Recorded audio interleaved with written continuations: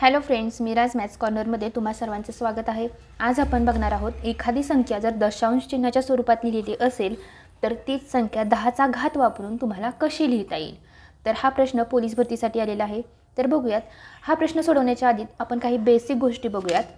तर 10चा 0 असेल, 10चा 0 घात असेल तर काय असतो आपल्याला माहिती आहे, 1 असतो। त्याचप्रमाणे 10चा पहिला घात असेल तर 10 लिहितो आपण।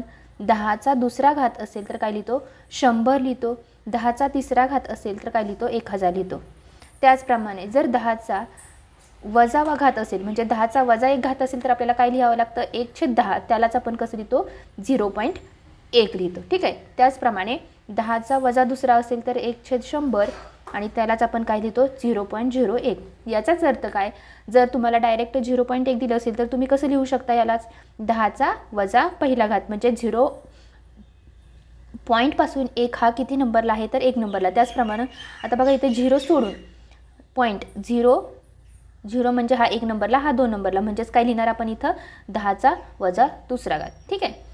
तर हा झाला याचा बेसिक कन्सेप्ट। आता ह्या कन्सेप्टचा वापर करून आपण ही संख्या कशा प्रकारे लिहिता येईल ते बघूयात। आता बघा इथं दशांश घर सोडलेला आहे मी। ठीक आहे। दशांश घर सोडून हा कितव्या नंबरला आहे, 1, हा 2, हा 3, 4, 5, 6, 7, 8, 9 आणि हा 10। ठीक आहे।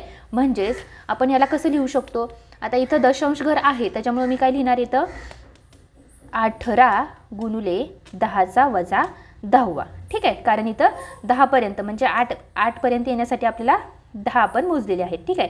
पण 18 गुणुले 10चा वजा 10वा इथं कुठंच ऑप्शनमध्ये नाही आहे। इथं काय आहे, 1.8 म्हणजे 1.8 आहे।